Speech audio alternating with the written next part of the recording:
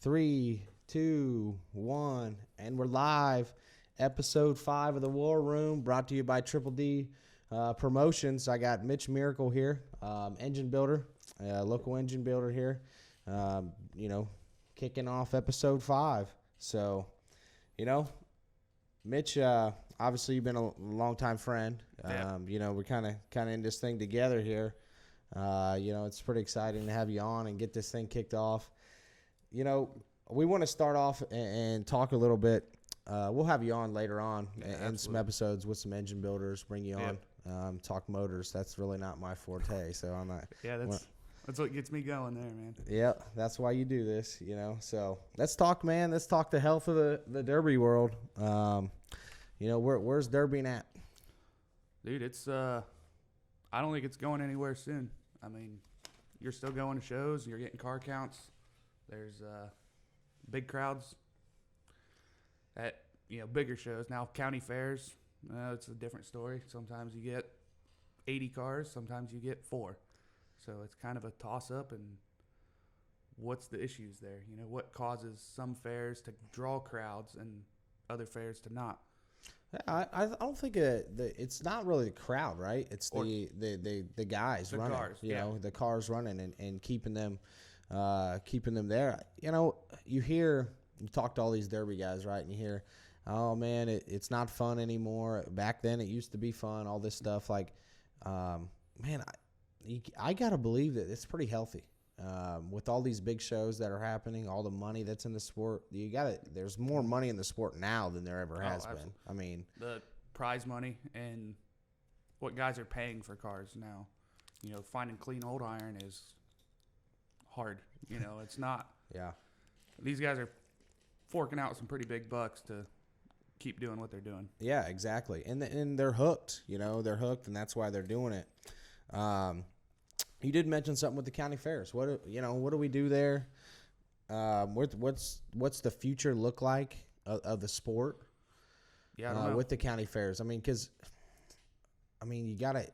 that's where it starts. I mean, that's kind of where you get hooked on. I mean, that's the grassroots. I mean, that's where it came from. I don't know if anyone really has a solution for it. That's. You see the issue there, but we got to come up with something. I mean, you can't. You almost got to. You're blind if you don't see the issue. Yep. Because the car counts, and entertainment wise, we are entertainment.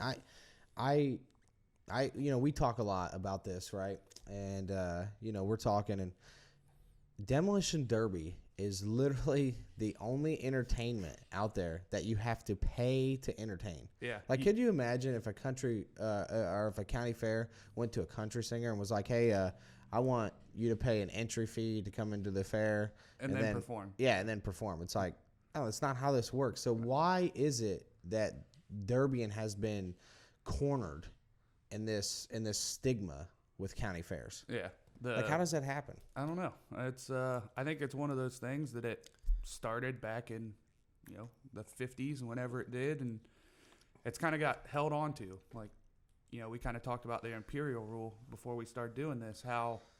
Why are imperials still outlawed, but we're building cars with more plate on them than ever before? Before. Yeah, I think it's an old rule that got held on to from 20, 30 years back and has never been changed.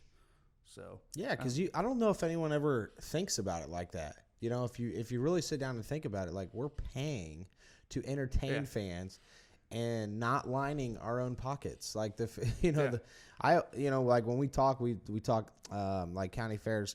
They have milked the cow for 30 years and never fed it.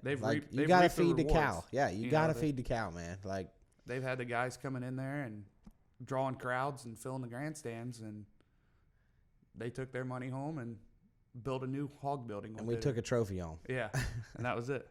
Yeah, we took a trophy home. As we watched the old guys, how we got in, going, at the, Mercer County Fair, Auglaize County, Darke County, all that stuff, around where we're from. We paid there. Where'd that money go when we went in there, right? It's definitely something to think about.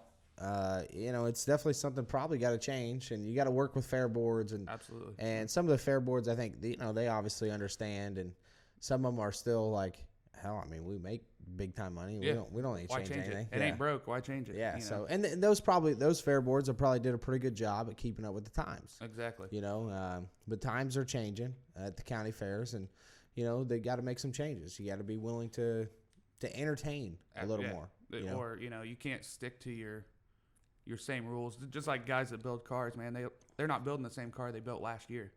No, not even last year. They've came up with new ideas, and new ways to do things. And if you're gonna do that with building your cars, the whole sport, I believe, has to go that direction too. Yeah, they got to evolve.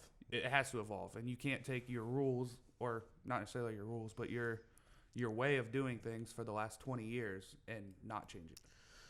Speaking of evolving, where is the sport headed?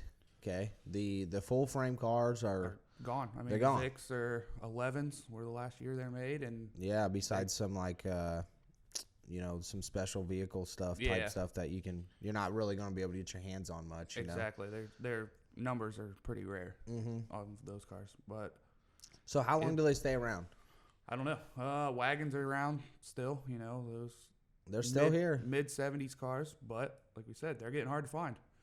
And I mean, they're still out there, but it's not like they're sitting in your Walmart parking lot anymore. Like Crowns, Lincolns. You drive to Walmart and you still see them. There's 4 or 5 of them in the parking lot. You know? So, do they have another 40 years? I don't know. Yeah, I mean, 40 years down south, right? Because the rust up here is not gonna, not in Ohio. Cars up here in Ohio they rust out before we get to use them. So they'll rust into the ground before we finish running them. Yeah, exactly. It's so we're gonna have to go down south, and it's gonna start this whole debate again of. I got this a Southern car, like it used to be, this is a Mayhem clean car, now it's Bash clean or Capital City, whatever. Whatever you're running. I mean, do they have 30 more years? Do they have 20 more years? Like when? So I guess what I'm getting to is I'm going to have some compact guys on here coming up, and I want to get their opinions on this. But I see kind of a transition happening with to compacts. Like compacts were forever the filler class. Yeah, they were. Yep. And now they've transitioned to they're knocking on the door of a feature, like their own show and a big time show. They have at the Bash. They're paying what, $10,000 to win there now. And these guys, man, you see those compact cars, they are spending just as much money as big cars. No doubt. They're buying motors and all their suspension, everything. There's some serious rides out there. Yeah, I mean, they've kind of taken that next step from being the one-shot deals to be the real deal, really. Yeah. Some of these names in the compact division, you're going to have to start, recognizing. Yep. And talking about them. That's kind of that, you got to give credit where credit's due, man. And no doubt. Those guys are busting balls and getting shit done, so. I know. We just didn't grow. That wasn't us. Like we didn't grow up. The older generations didn't grow up on compacts being the feature event. No, absolutely not. Or being the show. And then I got to say, in the last couple of years, really since Bash has made it, a 10,000 to win in heats and feature, it's entertaining. Oh yeah. It was maybe 5 years ago, 6 years ago that. I don't even know what that car was. It was like a Volvo or a Mercedes or something. Mm-hmm. That dude won at Bash with it. Yeah. That was before the big $10,000 prize. Yeah. They were still only paying $3,000 or something. Uh-huh. And he had that thing set up just like a Vic. It looked like a little tiny, it was nasty miniature Crown Vic. Yeah. And that was like my first time I've ever seen a compact car and said, "Dude, that's pretty cool." Yeah. I like that. Uh-huh. I've never been a compact guy. It's never interested me. No, but it's certainly like, hey, I think they're there. Absolutely. And I'm sure when we talk to these compact guys I'm on there, they're going to say, hey, man, we're finally getting the respect that we deserve. I think it'll open our eyes up to more of what they're into you know, how far they're taking their build more than we even realize. Yeah, because we haven't. I don't know. I don't know. We haven't about sat it. down and Looked at one. You know. Yeah, really build a compact car. So yeah, how far are these guys going? And like you said, the future. They're still building those cars to this day. You can go to the GM lot and buy front wheel drive cars that they are running. Yeah. You know?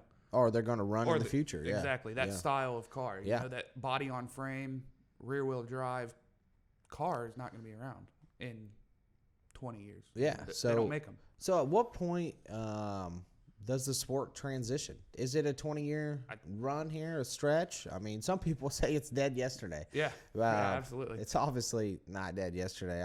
You always have those people. Yeah. It was fun back then. It's not fun anymore. It's dead, all that stuff. But in all reality, is it 15 years? Is it 10? Does it slowly start to transition? I think it'll be a slow change, yeah. Because just like kind of how the classes are going now, where we're not running 80s and newer and old iron, we're running stuff together because you're not getting a draw of enough old iron cars to run a single class. Like you have to run them with the 80s because you just can't draw the cars to do it with those old ones anymore. Yeah. Well, I mean, you still could if the derbies are right and payouts and all that stuff's right. Yeah, it seems like a lot of things got to go right. Exactly. For sure.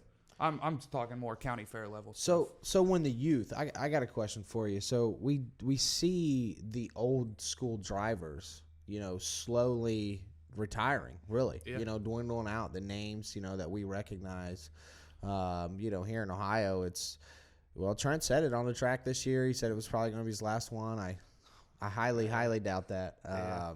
But he'll get back in another one. He's been known to take a year or two off and hop back in. But the Paul Petros, kind of been quiet lately. Yeah, I haven't heard much from him. Yeah, I mean they run once a year, but they're slowing down. Yep, exactly. What happens with the youth when they get in? They're probably going to get in. Or we're seeing it. The youth they're getting in, but they're getting in with the stock stuff, the compact stuff, a little bit of cheaper stuff. Did they ever transition to the old to the full frame cars, or do they stay with what they know? Exactly. And that's like I said, the cost. You said it's cheaper stuff. The cost and the money. I mean, why would say like you and I build big cars? Why would we ever go spend all the money to buy little car stuff? Again, same with those guys. When they start with those little cars, and that's what they buy for. That's what they buy all their rims, their tires, their suspension parts. Yeah, and then they got to transition, sell out. They buy their motor, and then they got to sell out to buy all new again. Mm-hmm. So, and that's a $15,000-$20,000 price tag. Huge expense. Yeah. So, do guys just say, "This is where I'm at. This is what I'm going to do," and that's where they stay? Well, that was kind of our thought process. Yeah. When we started building back in 2008, it was like the first car I ran, was a 75 Bel Air. Yep. But after that, we're building Fords because we went to Fords because that's what the future was to us. Yeah. So we're going to build everything that we have to Fords and try to figure out these cars. Because I didn't want, at that time wagons were $1,500 to $2,000. Yep. Maybe you could steal one for $1,000, back in 2008, 11 years ago. Then, yeah. But, it was like, it just didn't make any sense to buy those cars and try to learn what these guys have learned in 30 years, building them at $150 to $500 a pop. Yeah. It just didn't make any sense. There was no economically, it wasn't smart for us to. No, I mean, we could build another motor. Yeah. Have two motors or have two setups by the time you learn to figure out how to build a wagon, exactly. To compete, because it's not, I mean, nothing's worth doing unless you're going to be competitive. Do it right. And I want to go out there and get blown apart. So are these guys thinking that? Exactly. Is the youth thinking what we were thinking, 10, 11 years ago? Yeah, and very well. That could very well possibly be. And like you said, you're seeing the youth that are coming in, the youth classes, say at Bash, they're running compacts. You know, I find it hard for those guys to economically make that decision, like you said, to spend another $15,000. Well, you know, it'd be real interesting to reach out to some of these young cats and see what they think. Absolutely. You know, they might not know any better. I mean, when you first get in, you don't know any better, you know, but see what their mindset is. It would be cool maybe get the opinion of, you know, some 14, 15-year-old kids that love this stuff and they want to keep doing it. What do they think they're going to do, you know? Yeah, do they still see like the, you know, the big motors and the big cars as like, man, that's where I want to be? Yeah. Or is it, hey, you know, I think the compacts are pretty sweet. Yeah, and it'd be cool to see what. Because like for us, I mean, it was always big cars. Big cars. I mean, that's all we were doing. Yeah, we weren't going to mess around with anything that. No, I mean, it just wasn't 4,000 pounds or more. You know, yeah, it's just how it was. You know, but does that slowly change? It has to. I mean, the reason why we're talking about it is because we definitely think it's going to change. But is it a 10-year deal? Yeah. Is it a 5-year deal? Is it a slow transition where you see it gradually, you know, evolve over 10 years? You know, what is it? Yeah, I mean, I think it'll be a transition. Like, it's not. There's not going to be we wake up one day and say, oh, by the way, we're just running compacts. Like, I don't think that's. Gonna happen. No, but when is the first show where well, they're having the Southern Compact Nationals this year. Yeah. But you know, when I guess, you know, we talked last night. Is there enough room or enough people in the Derby world to have, you know, two separate like entities there? Exactly. Or, you know, two separate crowds. Is there a mini crowd and then there's the big show crowd? Can you pull enough people to shows? Yeah, I don't know. I still think it's still derbying at the end of the day, and that's the crowd. And splitting that crowd to try to say all these are, like, you know, compacts, and I don't think that work. I think it's too much. You think they all have to be at the same show? Yeah, absolutely. Like I said, you're drawing from the same crowd of. The people who like derbying are going to go to a derby for the heck of it. Yeah. They're not going to go just because, oh, it's minis. Yeah, so I guess it's already a niche sport, you know, where you're only going to be drawing X amount of people. That's exactly Can you go within the niche to another niche of compact guys and still draw the crowd? I don't think so. Maybe. I mean, the Compact Nationals the Southern Compact Nationals are happening this year. I mean, we'll see what kind of interest it's drawing. Yeah, absolutely. I think Iron City Promotions is putting that on maybe down south. Mm-hmm. Yeah, it'd be interesting to see how that goes. Where do you think these compact? It's going to be real interesting to have these guys on here. Where do you think these compact guys see themselves? Well, hopefully, I mean, just as a fan, they're on top of the world. Like, I'm the best. I don't care. I'll take my compact out there and I'll junk your Vic. Mm-hmm. I don't care. You know, they have that much confidence in themselves. So hopefully that's what they're thinking, you know, that I'm the best. Yeah. Like, my show that I put on is better than anything you do. Uh-huh. And I mean, I feel like if you don't feel that way about yourself, you're cutting yourself short, kind of, you know? Yeah. I mean, you know, it is a mentality when you go out there. Exactly. And to drive with confidence or not to drive with confidence definitely shows on the track. Mm-hmm. And, you know, I think we've been there. You know, you learn and you say, man, I just something went right there. You know, maybe, you know, whatever. But if you don't drive with confidence, you know, you're definitely not ever going to be at the top. No. But okay, so, you know, are we missing? There's, you know, we've been talking about who the best of the best is. You know, who truly is the best of the best. Do you have to look at the compact guys, or have they not been doing the heat and feature stuff long enough to give them credit? Like, how does that work? Yeah. If you know, were to talk about the top guys in the sport, do you include compact guys? I think you have to. I mean, if they're out there building 3, 4, 5 cars a year and placing, you know, every derby they go to, and they're putting it in the top 5 every single time, that's impressive. No matter, like you said, you know, it's a war out there. And if you're doing well in that war every single time, it's you got to give that credit, and I think those guys deserve it too. So, well, that's I want to hear from those guys. absolutely, If they're they're rocking bombers coming on, Yeah. So, well, that's like one of those ones growing up as a kid. You remember seeing him out there. Dude, he's a freaking icon, man. Every time he was winning, it was if no one knew the county fair, you could make some money. He talks a little bit. I've been back and forth with him, and he talks a little bit like how he got that name, and he was just out there. I guess it's funny how people like the full track shot. Yeah. When people say that, and if it was a legit full track shot or whatever, or if it was just a little 3/4 deal or whatever. But the he's like, I'm out there, full tracking people, and the announcer's just like, man, the rockin' bomber, and he just sticks. He said, I think that phrase got coined in 2007. Man, it seems like it was longer than that. Yeah, I know. That's what I thought. I thought, shit, man, I've been watching, Mercer County forever. Yeah. I've only known you as the rockin' bomber, and destroying people. Before Facebook and all that, we didn't even really know his real name. Yeah, I know. I know. He always had that little green car with the bomb on the top of it. Yeah. Just out there making junk with people. Yeah, and having a blast. So it'd be curious to see what those guys think. I mean, the dude can definitely drive. I mean, he's a legend. At least in our area. Yeah, absolutely. In our area, in the compact cars, he was.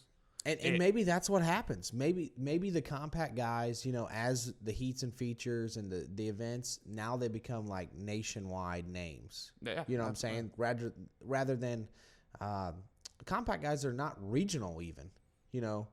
Maybe they're getting regional now, but they were more local. Yeah. Just as like most big car guys were before Dent. Yeah. You were local guys. Yep. Yeah. Do they? I've never really paid attention. They seem to travel as well as big cars. You know, I don't know. You don't see the names like, as we pay attention to this, and obviously we did the Bash for Cash, rundown and all that stuff with the compact guys this year, and trying to get a hold of the older archives. You see some of the names, but like you don't see them traveling from Bash to Capital City, or and Ohio guys haven't really done that in the past either.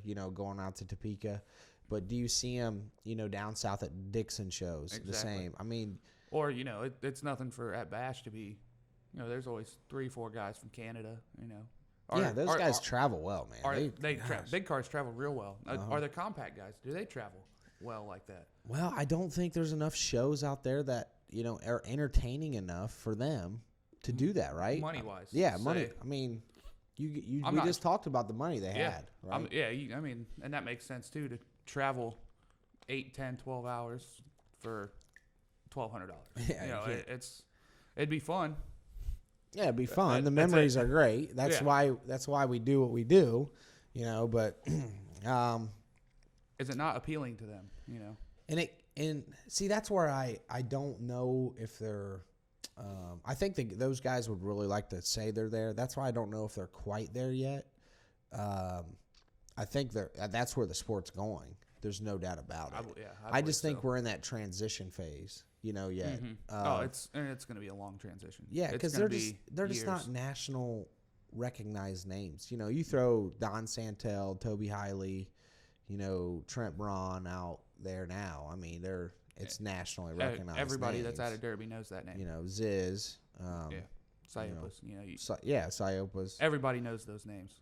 No matter what. You don't really have those polarizing figures in the compact world yet, and it's probably because the shows have held them back. I believe so. Yep, they haven't rewarded them and made them that big. Like you said, they were always just a filler class. Nationally wise, Bash has kind of did a pretty good job at that. Yep. And going to Bash, the last several years, you see the crowds get bigger for the compact feature. Like it used to be like, half the crowd would be there, now the stands are full. Yeah, it's entertainment. Well, and I think that big payout that they're paying those guys, I think that draws the crowd too. They're now interested to see how this plays out when these guys are running for $10,000. that changes their strategy. No doubt. How they drive, how the shots they take, where they stay on the track, that all now changes because they're in it for some money now. Oh yeah, they got to drive them, man. Yeah, they got to drive them. It isn't out there just kamikaze. No, we're not. We're not going out here just to. It's not a one-shot deal anymore, boys. Nope.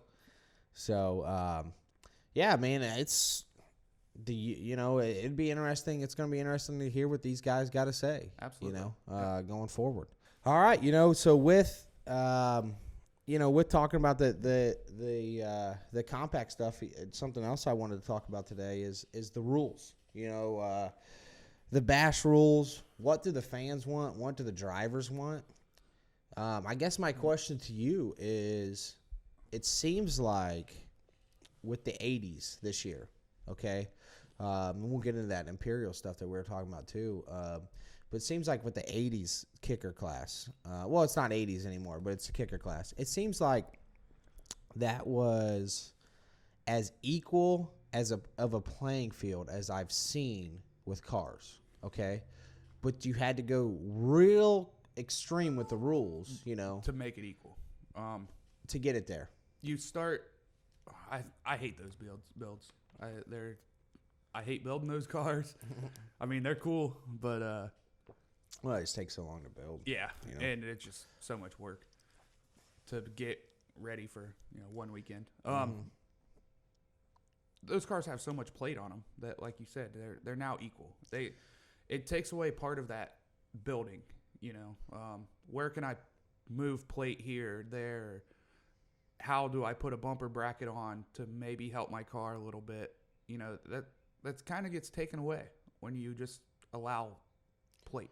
Yeah, I mean, in my opinion, there was two guys that had the sole advantage, and that was Gage and Pete. Yep. And the way they had their ass ends set up, there was the spectrum of cars they were a little bit beyond the spectrum, and they were really the two that were beyond the spectrum. And then everybody else was kind of clustered in. Now, is that where the sport should go? Like, what does that do with the sport? Like, what is it? Yeah, I don't know. I don't know the answer to that. It's because did Tim and those guys, did they specifically, because they've been adding to these rules for several years now, right? Yeah, every year seems to be a little more. Did they get to this point where they said what we're trying to do with these rules is make them equal? Yeah. Is that what they were doing? And who knows? That could be their thinking. It makes sense. They now, like you said, the guys. I mean, let's be real. It's derbying. Guys are still cheating, but they don't have to try so hard now to cheat. Like they are confident enough. Their cars are built well enough to the rules that maybe they don't need to cheat. Yeah, that's kind of where that equal out. They now equal out because guys aren't going the extra miles because they're allowed so much plate. Yeah, I mean, a couple guys did. Oh, this absolutely. year. And you're always going to have some of those guys. Going to, yeah. But you're right. Does that just make it easier? The level playing field, is that what we're going? Is that what we're shooting for? Yeah. Oh, absolutely. That's why the rules are in place, even from the beginning. That when you couldn't even weld your bumpers on, was to keep it equal. But there were always guys pushing that. Okay, so I guess I gotta come back to you. Is that what the fans want?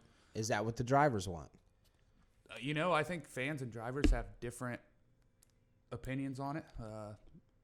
Guys who just want to sit in the crowd and want to see things bend don't like it, and the guys that put their blood, sweat, and all the money into these cars, they want them to last forever.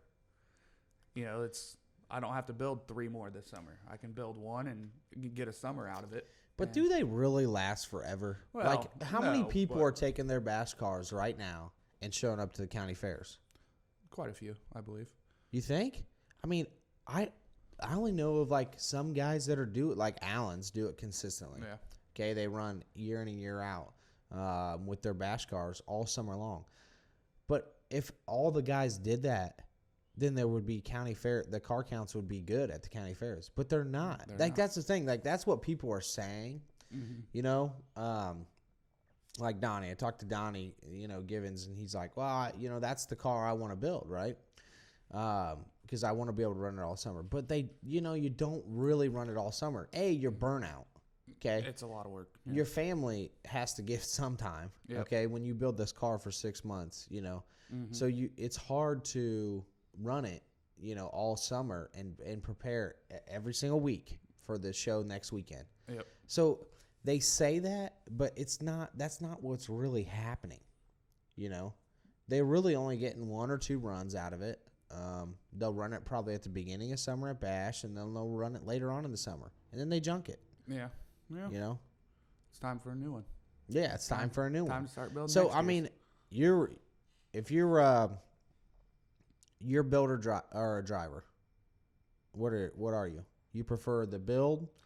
I prefer the build. I love being in the garage and seeing what I can do in the spectrum of the rules to make the car the best that it can be, the best of my ability. How can I use my head to make this thing the greatest thing out there? Yeah. That's what I love about it. The mental challenge of getting there every day, of working on something. Yeah. To make it better. Yeah, I agree. I mean, I like that. So, I mean, you get that a little more with the old school. Okay? Absolutely. Yeah. The old school, the wagons always have had the advantage in the old school. And that's kind of why we talked about that Imperial deal. Yeah. Like, why a wagon, in my opinion, can only be hurt on one end. Yeah. As long as it's, built right. Yeah. As long as the wagon is built right, with some of the best builders, building these wagons. Absolutely. They're only allowing the wagons to be hurt on one end. And that's the front end. Yep. And you better have something to bend the front end, because they're not. What are you going to do? The ass end. If you blow it apart, you go ahead. They'll use it, and if you run up into it, they'll blow your front suspension off. Yep. Okay. And you can't belly them out anymore. Nope. All right. They figured that out. Yeah, the ass ends aren't going sky high in the air. Nope. They can only be hurt on one end. So with the wagons, like, having that advantage, why are imps still banned? Like, what is that? We talked about it, before we started this today. I believe it's one of those things.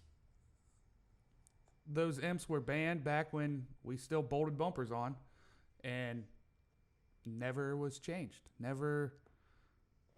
No one ever looked at it again. They just said, "Oh nope, they're banned, and we're not doing it." Like, no one ever went back and revisited it and said, "Well, our rules are a little different now. Some of the things we do now are a little different. How about we talk about maybe bringing imps back?" Yeah, because we still see. You still see imps run like Portland, Mount Pillier, and they get beat. They get beat. Constantly. I don't think there's been an imp win a show that I can remember in recent history around here locally. Yeah, Pillier. Pillier's different, but that's a different. That caters caters to the old school. But so Mount Pillier's a little different, but like Portland, it's Crowns, Crown Vics all the time. Yeah, it's Vics. Winning. It's the new school stuff that's winning. So with wagons always having the advantage, people want to see them. You always want to see a wagon pull on the track. So it's just it's something like you don't quite understand. I don't get it. Bring them back. Let them run. Yeah, bring them back. Let's see. Everybody knows you get turned sideways in the track in an imp, and you're in trouble. Yeah, they're long. They're big. That's a big car. To try to get spun around and get back in the right direction. The last big show that allowed them turned back the clock before when Don Long had it. Yep. That was Bell Fountain still. No, that was Bash, right? Turn back the clock was in Washington Courthouse before Timmy bought it out, and Toby had that iconic freaking imp, that subframer. It was yellow, wasn't it? That was it might have started out yellow, but it was black. It was a black deal. He had 209 on it. I think he ran 209 that day. Pink letters. You know, the ass end on the subframer didn't bend, and as Toby would put it, it was legal beagle. You know, and I don't know. That's that highly engineering. Yeah, he said. I mean, I remember him posting on Facebook that that week and was like, "Hey, I'll cut this car up. Anyone want to come over, bring a case of beer, and we'll cut this car up." Because everybody was bitching and complaining, and he didn't even win it. You know what was overlooked is he didn't win that. Nope. That was Randy's, his dad's first big win. Yep, Randy won that one. Yeah. So you know, in his traditional, you know, blue and white wagon. Yep. So, you know, that was the last time like imps, but that was only subframers. Yeah. No full framers. The last time full framers ran at a big show around here was that show that didn't pay. Oh, when Ziz won. Ziz won, yeah. Yeah. And that was just straight nasty freaking imp there. Yeah. I think it was. And I think, did Toby get second? He was up there. Yeah. I'm not sure exactly where he Ziz won it. Firster was there. I remember that. I think Tim Clark ran down there. But that, I forget even what the show was called. I was there. It was a big hype for a show that didn't pay. Yeah. Which you know, obviously is very disappointing. But that was the last time I think imps, you know, hey, to those rules they dominated. Everyone took imps. Yep. Toby was in a Buick, I believe. Ass end never moved. Surprise, surprise. He did bend a nose though. Yeah. Yeah. No, dude. I don't know where those, you know, kind of those old rules come from. Of like you said, we still pay to entertain the crowd. Amps aren't allowed to run. I think those are kind of some rules that came around a long time ago, and no one ever looked back at it, you know, and said maybe it's something we need to change. So, you know, I guess with the rules, it seems like, you know, in the 80s or in the kicker class, those type of rules, you know, we talked about this a little bit. There's no, I mean, you're taking away a lot of the weak points of cars. Oh, absolutely. So, you know, when you run the little tires, like I don't see any ball joints getting broke partly because of ball joint protectors. Yeah. Well, then another part is, you know, the small tires that everybody's running. Yeah. You don't see rear ends break much anymore. You don't see, you know, front tires getting beat off. Not as much as you used to. That's kind of, you know, I think that is what should level the playing field. Your driving ability.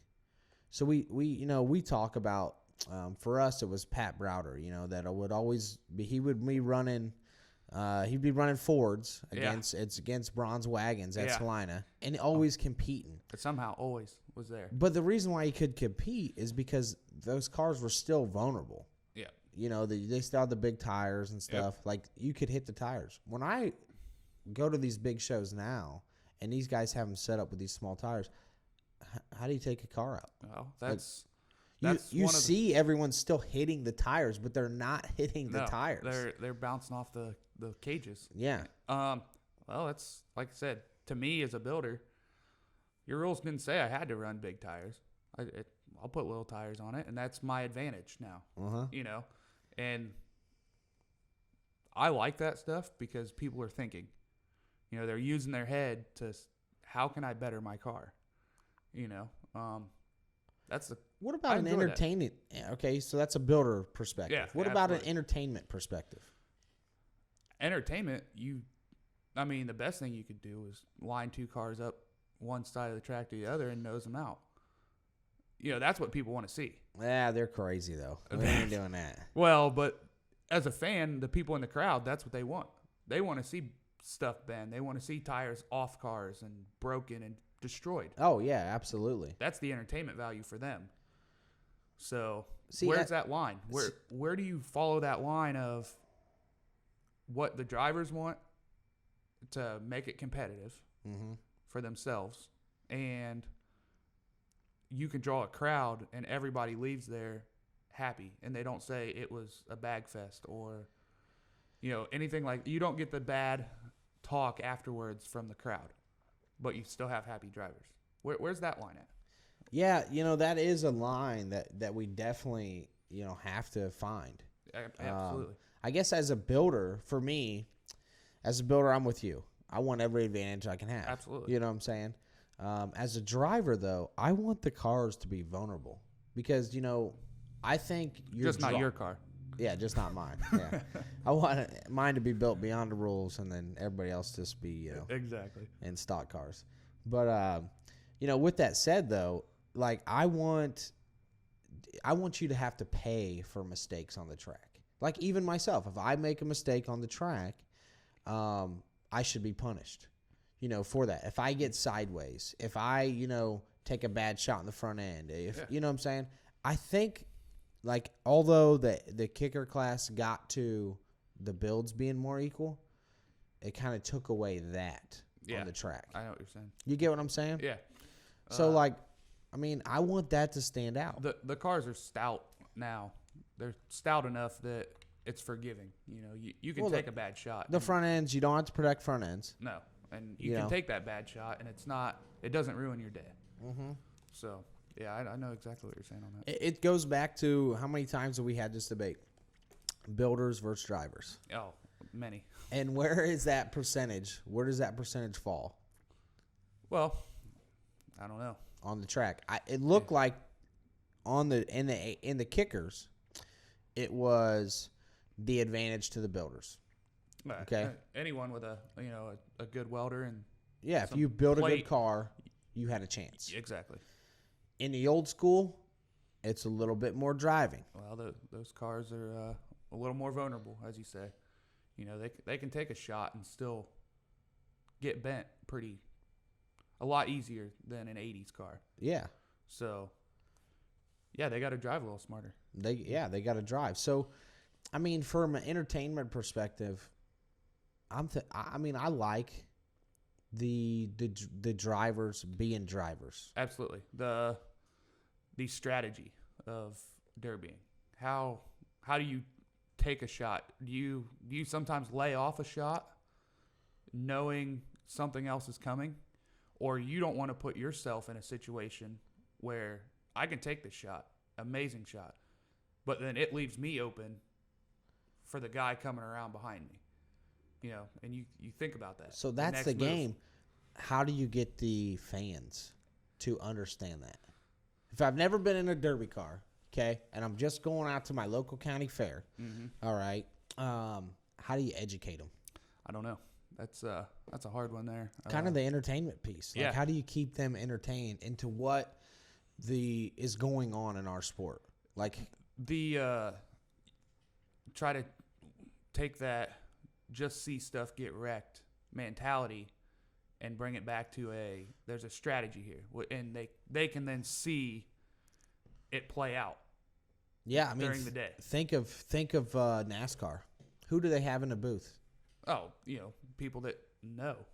Former drivers, yep. Former crew chiefs. And what are they explaining the whole time? Why people are doing what they're doing on the track. They're giving in-car cams of, Jimmy Johnson wheeling that baby. Hey, this is what he's doing. Did you see him turn this? Did you see him flip this switch? Did you see him? You're pit starting strategies to. And, absolutely. They're explaining all that. We don't get that in the Derby world. No, you don't. So how do you educate the fans, on that? Yeah, that's a tough one. TV deal would be awesome to do that. But other than that, I don't know. It'd be a long process of trying to figure that out. Oh, absolutely. I mean, I just think that's kind of where we need to go, or start, educating like that. Absolutely. And that's, obviously that's kind of why we started the podcast, and we're going to have all these different guys on here, for those purposes. Yep. Is to try to get these guys educated into what's going on, and say, hey, this is where the sport's going to. We want to entertain you, we don't want to pay to put on a show anymore. No. But we want the money to be here. Well, and like I said, obviously you mentioned we've been friends for a long time. We lived together for a little while. I was never a big baseball fan. Never.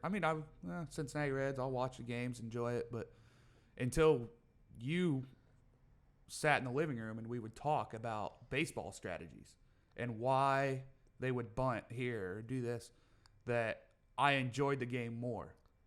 Yeah, because you start to understand. I understood it. Like it's not that boring game. Baseball's not that boring game. No, once you get into that and you see why they're doing certain things certain ways, it makes it more entertaining. It's very strategic, you know. Yeah, it's like chess. Once you understand chess, you know, it's a great game. Yeah, it's a phenomenal game.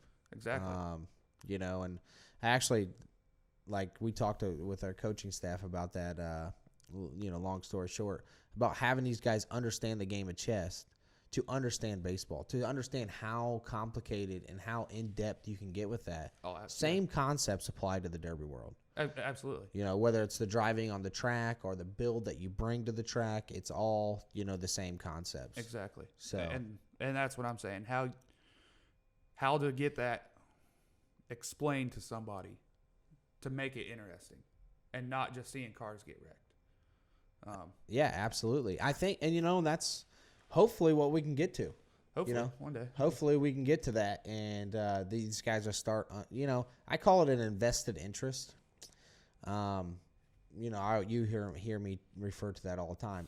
Invested interest is very, very key, you know, to taking this sport to the next level.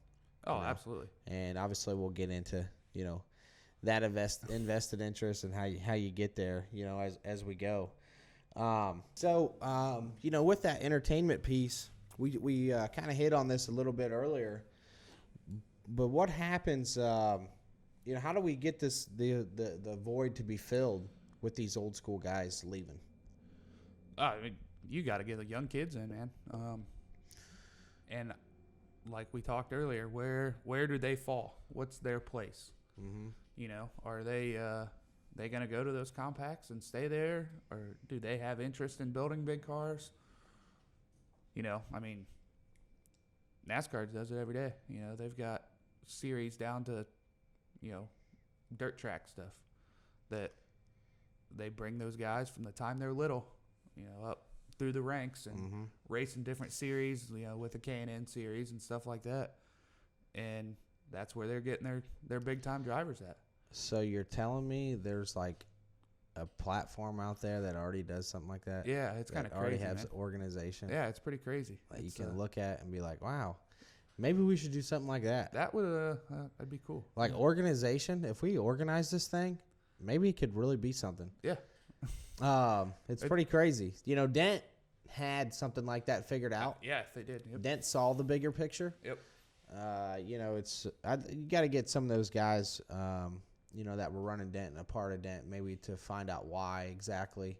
You know, there's a lot of different fingers pointed, or, you know, well, we messed up here, we messed up there, or whatever. Mm-hmm. But Dent was there, man. It was. Remember how huge that was? Oh, it's unbelievable. How the hype, like you talk about the hype and everything of Dent, like how sweet was that? It was huge. It was awesome. They ran on asphalt. Yeah. You know, some of those guys ran on asphalt. Yep. So you talk to, you know, like Pat and Toby and these guys, and they talk about being like knocked out. Yeah. Jeez and Pete's, like just being straight knocked out, and you got to avoid the kamikazes. Yep. You know, at the beginning of that, it's you know, they had it, and then it was lost. Yeah, whatever happened there is, you know. It's funny the different periods that Derby has been through. You know, as far as, you know, going as big as ESPN.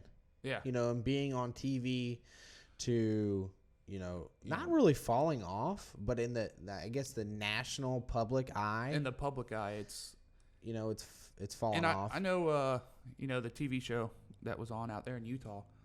I think they kind of tried to get that stigma that Derby guys are these old redneck hillbillies. You know, they tried to get rid of that a little bit. Yeah. But that public image is still there. Yeah, we definitely get grouped into that. And absolutely. And it's not really how it is. I mean, even when I talk to people, you know, and they're like, hey, like, what do you do? Like, what's your hobby? I'm like, well, I mean, what I love to do is Derby. Yeah. You know, I love to build cars and stuff. And they're like, really? And, and they're like, you're a teacher, and, you know. Like you do that, and it's like, yeah, dude. I mean, there's like lawyers, there's all kinds of people that are doing people this. with very successful careers, and they derby on the weekends, and it's not that stigma that people think. Yeah, exactly. I mean, so it's like you said, they definitely tried to, to fix that, you know, in the public eye. And I think until that is changed, and you have to get that out of most of the public, that thinks that's what derbying is. And that's through education, right? Yeah, absolutely. Yeah. The only time things change like that is to educate, hey, this is where we're at. This is where we're taking it. To educate these people on that. Well, even still to this day, we talk with random, someone we may know, and we start talking to them about the things we do to these derby cars. Building certain engine parts or this or that, and they're pretty amazed when you start explaining stuff to them that, oh yeah, dude, it's guys that know cars, exactly, and build maybe part of drag race scene or something. They another know cars. motorsport, yeah. And they're like, what? Yeah, you guys are doing what to these motors? Exactly. You guys are doing what to these cars? You got truck rear ends underneath them. What are you doing? Yeah. That's how we're doing it. It's a Ford car, and it's got a complete Chevy drivetrain in it. That's really what it is. And they're 90% of them. They're amazed by that, because they don't know. Their stigma is some old hillbillies out there busting windows out of cars. So you change that, and I think that can change a lot too. Absolutely. Hey, man, with that, we'll wrap this episode up, episode 5 of the War Room. I just want to mention, you guys see the shirts hanging in the background, hats on the front table. I've got a lot of messages for shirts and hats. Shirts $20 a piece, hats $25. We'll ship them to your door. You message me, Dustin Woods. Obviously I'm your host. Get a hold of me on Facebook, Messenger, something like that. And I'll get that sent out to you. You can send it over, PayPal, Venmo, whatever you want. Then we'll get that stuff out to you. But that's the recap there of episode 5. I want to thank Mitch Miracle for coming on today. Mitch is a local engine builder, Miracle Racing Engines, and he's obviously been my friend for a long time, and he's my guy, man. We build cars together, and it's pretty neat. So that's it, man. That's a wrap. Thanks for tuning in. Like and subscribe.